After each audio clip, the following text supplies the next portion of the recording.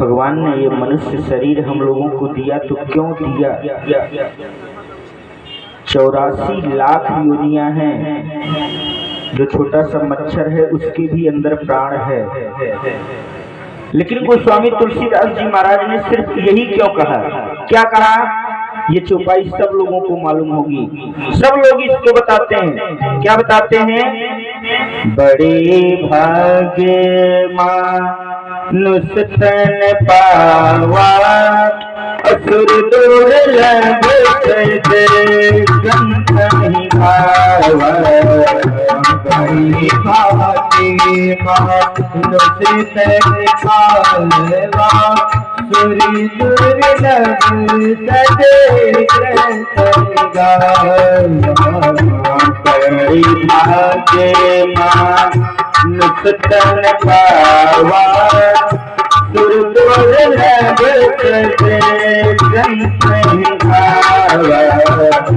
बड़े भाग्य मानुष तन पावा, सुरी दुर्लभ सदे ग्रंथ गावा।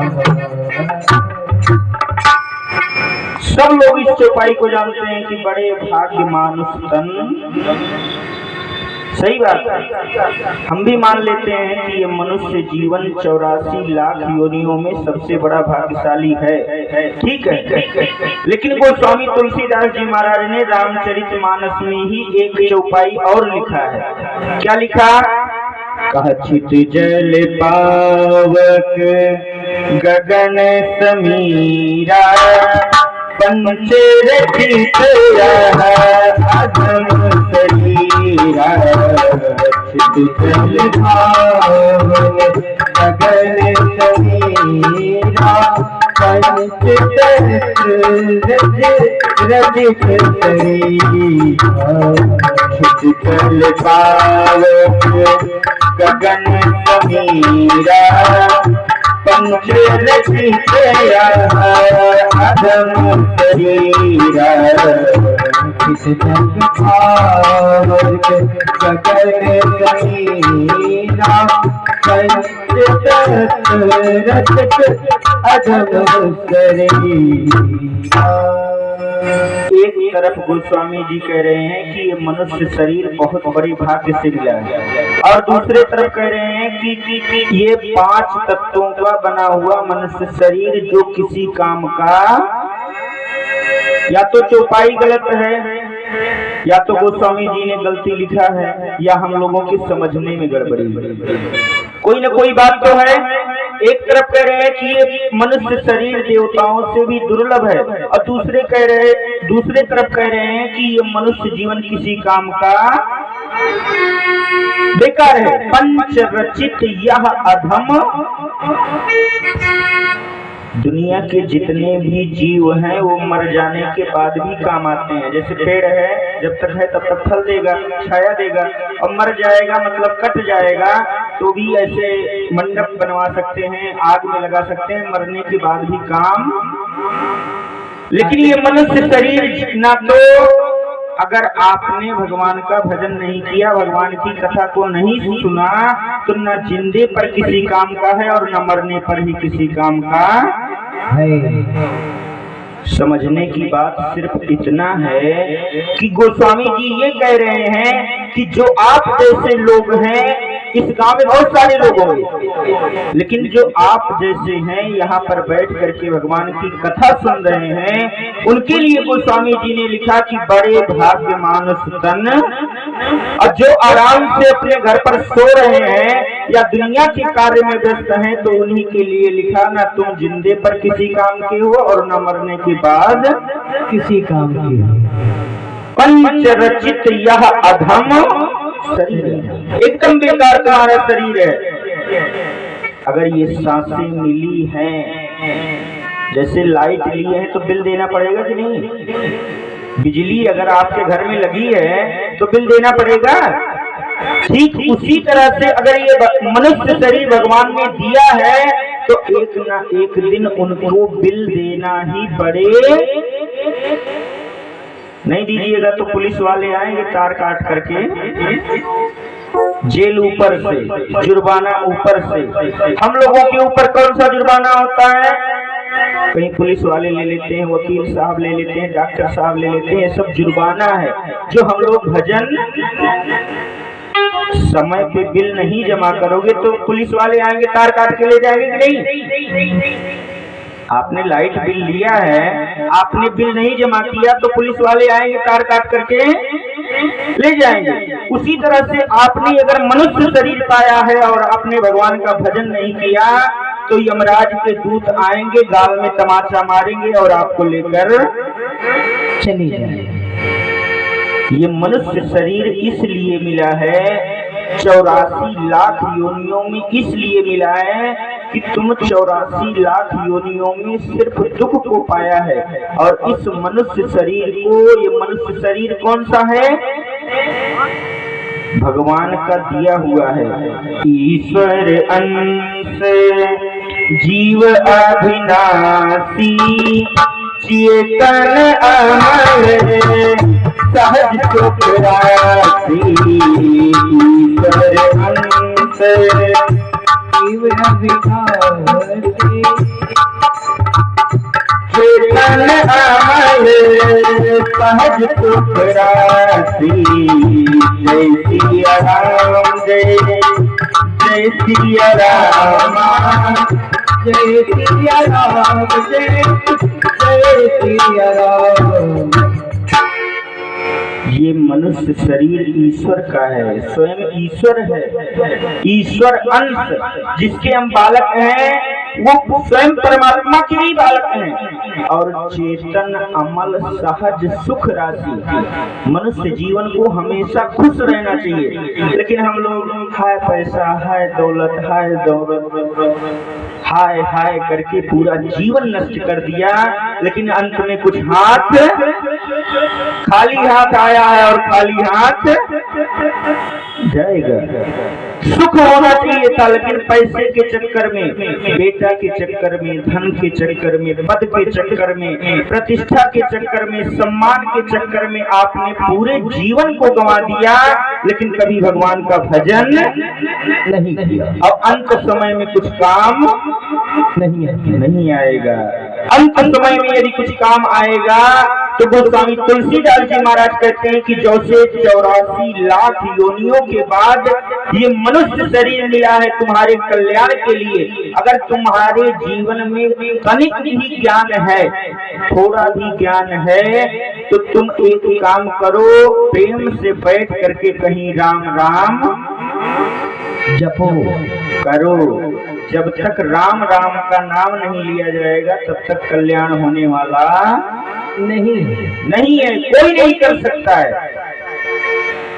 गोस्वामी तुलसीदास जी महाराज कहते हैं, साधन धाम मोक्ष करी द्वारा, भाई न दे लोक सारा। साधन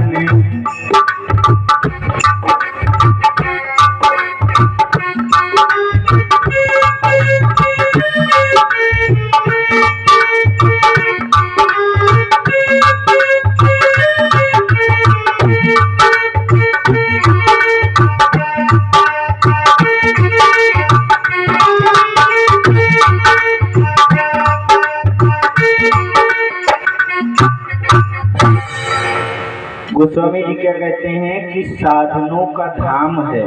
सभी लोग बड़े प्रेम से सुनिएगा। जैसे अगर आपको 10 तल्ले के मकान पर चढ़ना हो तो सीढ़ी लगेगी कि नहीं? जब तक सीढ़ी नहीं होगी तब तक मकान पर नहीं चढ़ा जा सकता।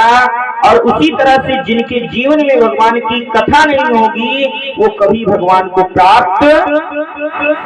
साधन धाम, जब तक आप इस मनुष्य जीवन से भगवान का भजन नहीं करेंगे तब तक आपका कल्याण नहीं होगा, कोई नहीं कर सकता है। ये जीवन इसीलिए मिला है। हाथी का शरीर कितना बड़ा है ना?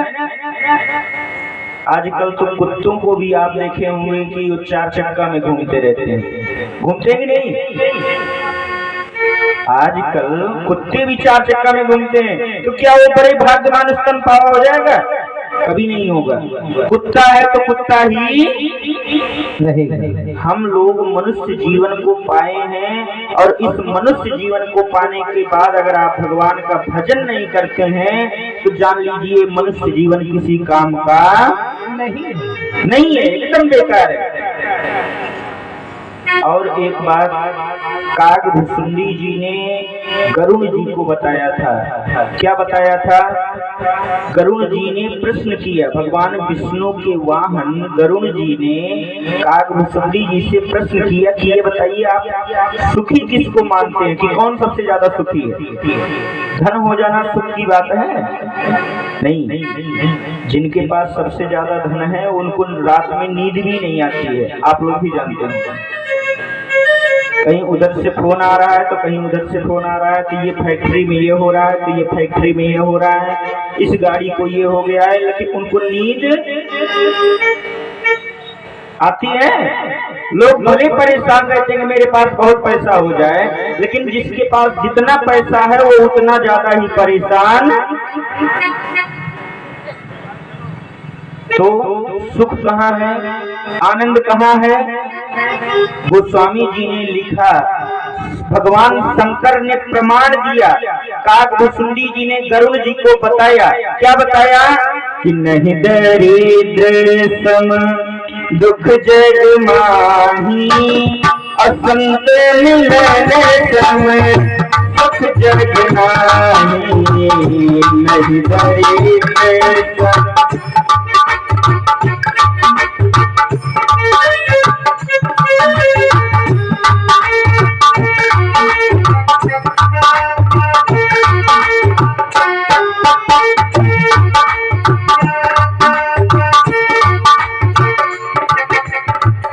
नहीं दरिद्र समय दुख जग माही।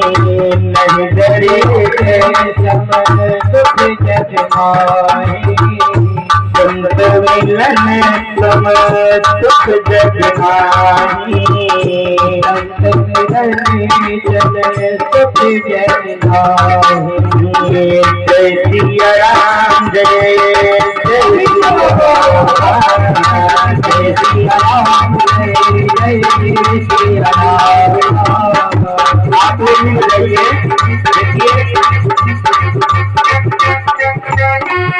हमारी माताएं बहनें बजा रही हैं, आप लोग क्यों नहीं बजा रहे? आप लोग भी बजाइए। इसीलिए तो अभी तक हम बता रहे थे कि आप लोग भाग्यशाली हैं, और जब आप भी ताली नहीं बजाइएगा तो आप भी उसी में पहुंच जाइएगा। इसलिए आप लोग बजाइए ताली। जय सिया राम, जय जय सिया राम, जय सिया राम, जय जय सिया राम। राम राम जय जय सिया राम, राम राम जय जय सिया राम। बोलो राजा रामचंद्र की जय। अच्छा, गोस्वामी जी लिखे हैं कि नहीं दरिद्र सम दुख जग माही। ये बताइए दरिद्र किसको कहते हैं? जो भीख मांगता है? जो भीख मांगता है वो दरिद्र नहीं होता है, वो भिखारी होता है। दरिद्र किसको कहते हैं?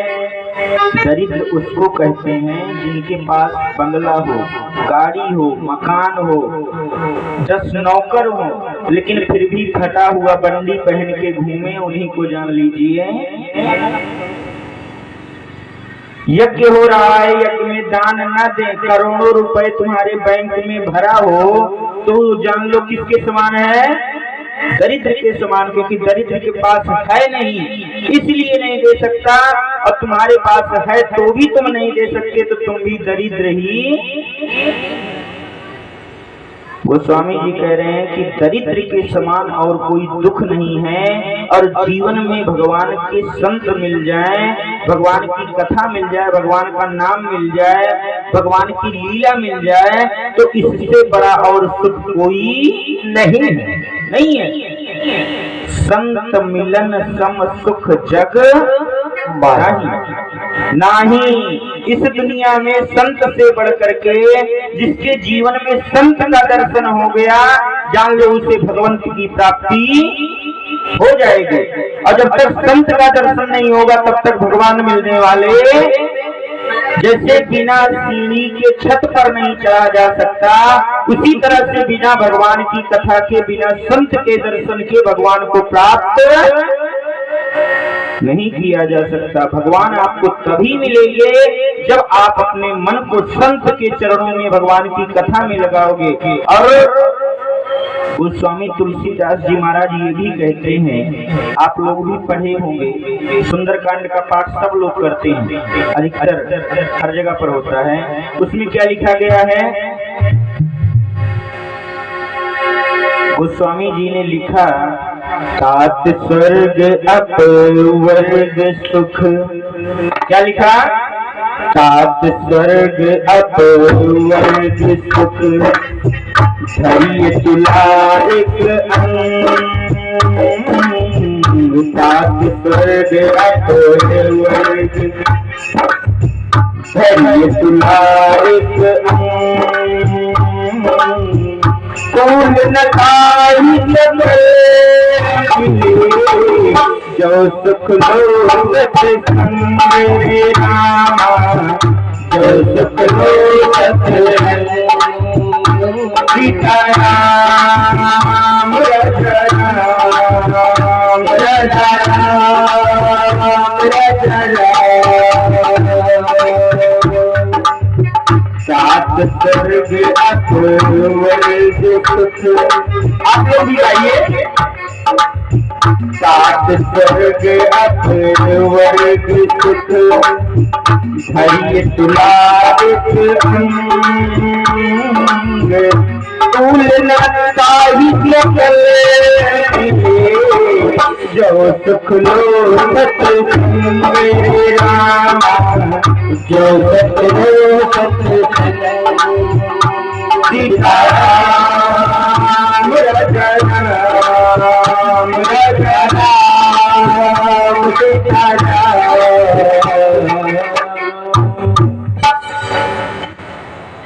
स्वर्ग, स्वर्ग का सुख क्या है? कहा स्वर्ग का सुख ये है कि दो चार लोग आपकी जय जयकार करें, दो चार 10 मकान हो, दो चार फैक्ट्री हो, दो चार 10 गाड़ी हो, यही है स्वर्ग का सुख। और कुछ थोड़ी है। स्वर्ग का सुख का मतलब क्या हुआ कि आपके 2 4 10 ठो नौकर हो जो आपकी सेवा करें, बंगला हो, गाड़ी हो, मकान हो, भोजन मिलता हो, इसी को कहा जाता है स्वर्ग का सुख। कि आराम से बैठे हैं, कुछ करना धरना नहीं है, सो रहे हैं, यही सुख क्या है? स्वर्ग। अपवर्ग क्या है? मदन फला सब मंद भय, और मृत्यु जहाँ पर नाय। और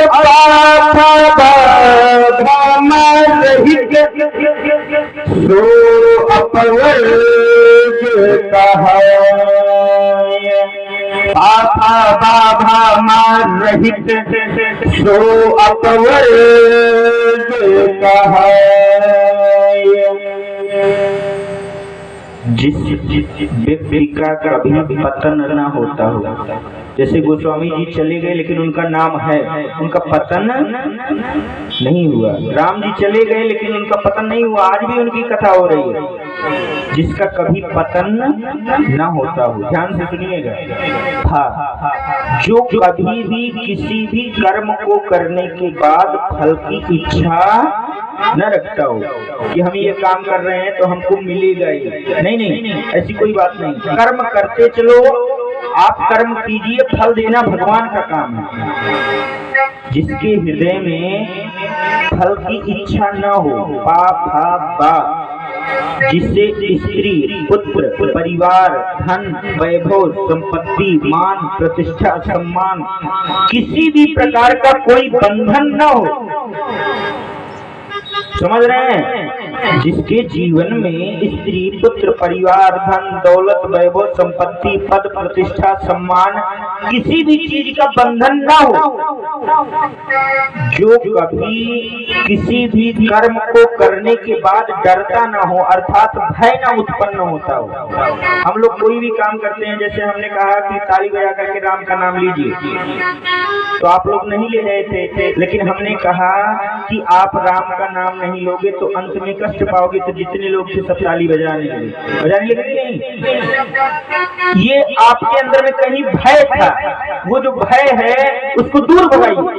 गोस्वामी जी कह रहे हैं कि जिसका कभी पतन ना होता हो, जो फल की इच्छा न रखता हो, जो किसी भी प्रकार के बंधन में न रहता हो, जो किसी भी कार्य को करने के बाद भय ना उत्पन्न होता हो, डरता ना हो, और जिसकी कभी मृत्यु न होती हो, पा फा बा भा मा रहित सो अपवर्ग कहा है। अपवर्ग वो है जैसे संत लोग हमारे महाराज जी, रामायणी जी, अब इनको न सम्मान की चिंता है, न अपमान की चिंता है, न भोजन की चिंता है, न रहने की चिंता, किसी चीज की चिंता नहीं, आनंदित हैं। ये यहाँ से चले भी जाएंगे 2, 4, 10 साल बाद भी कोई पूछेगा कि वहाँ यज्ञ हुआ था, कौन कराया था? रामायणी जी कहेंगे कि नहीं?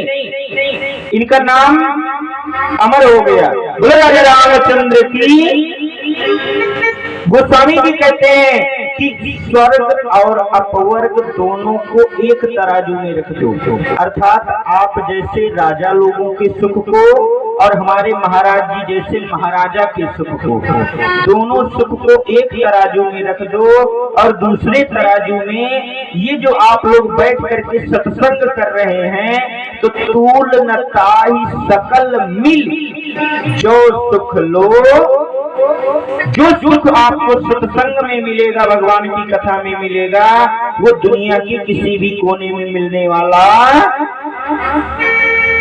नहीं है, कोई नहीं दे सकता है।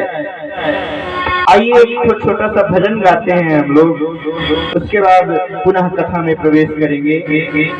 बोलो राजा रामचंद्र की। राम जी से मिलने का, किससे?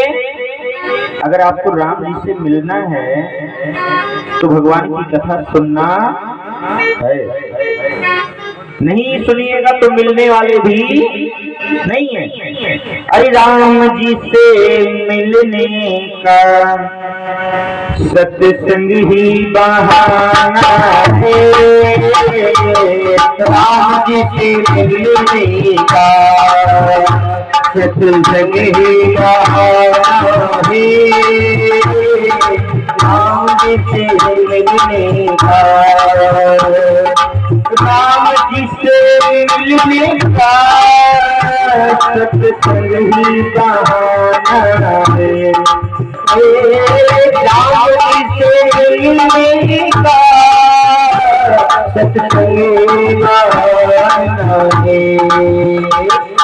और एक बात बहुत ज्ञान की है, दुनिया वाले क्या जाने, क्या दुनिया वाले क्या जाने, ये रिश्ता पुराना है, दुनिया वाले आ जाने, ये रिश्ता पुराना है, राम जी से मिलने का सत्संग ही बहाना है, राम जी से मिलने का।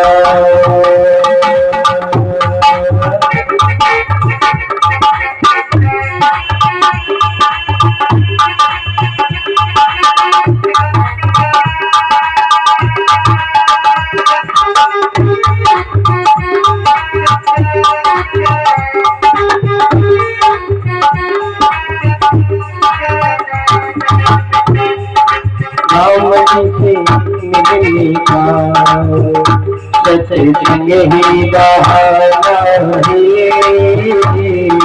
राम से मिलने का। गोकुल में धूरा तुम्हें मथुरा में पाया है। गोकुल में ढूंढा तुम्हें, मथुरा में पाया है। गोकुल में ढूंढा तुम्हें, मथुरा में पाया है। गोकुल में ढूंढा तुम्हें, मथुरा में पाया है। वृंदावन में रहने का, कहाँ पर? वृंदावन में रहने का, श्याम तेरा ठिकाना। वृंदावन में रहने का, श्याम तेरा ठिकाना है। आज से मिलने का सत्संग ही बहाना है।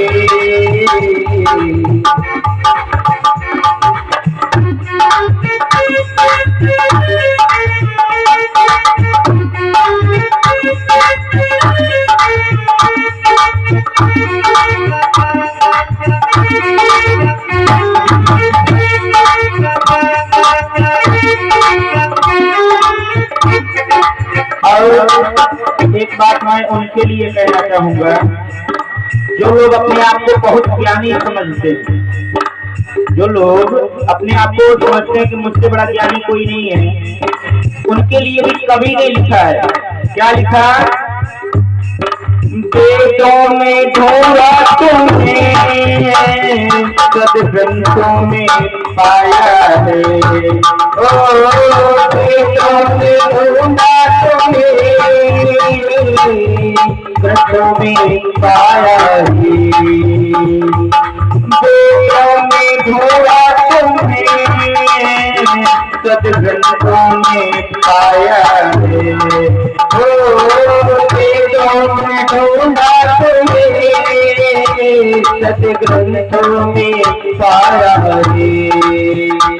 लेकिन आज तक बहुत ही पढ़ पढ़ करके मैं पागल हो गया, लेकिन आप मुझे नहीं मिले। राम जी ने कहा मैं कहाँ मिलता हूँ जानते हो? कहाँ मिलते हैं? जहाँ आप लोग बैठे हैं। राम जी कहाँ मिलते हैं? जहाँ आप लोग बैठे हैं। सत्संग में मिलने का, कहाँ पर? सत्संग में मिलने का, श्याम तेरा ठिकाना है। सत्संग में मिलने का, राम तेरा ठिकाना है। सत्संग में मिलने का।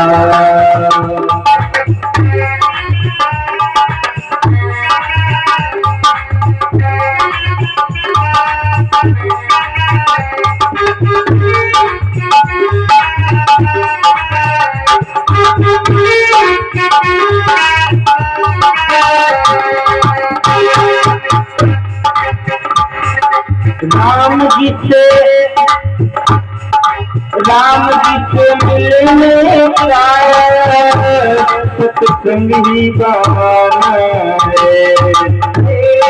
राम जी से मिलने का सत्संग ही बहाना है।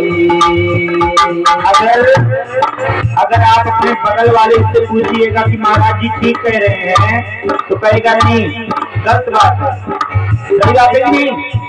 आप अपने बगल वाले से पूछिए कि महाराज जी जो कह रहे हो बात सही है, तो कहेगा नहीं नहीं गलत बात है, ये लोग लूटने खाने के लिए बता रहे हैं। लेकिन नहीं, दुनिया वाले क्या जाने, क्या दुनिया वाले कुछ नहीं जानते। जब तक जेब में माल है तब तक 10 मित्र हैं, और जिस दिन पैसा खत्म उस दिन सारे मित्र खत्म। सही बात है?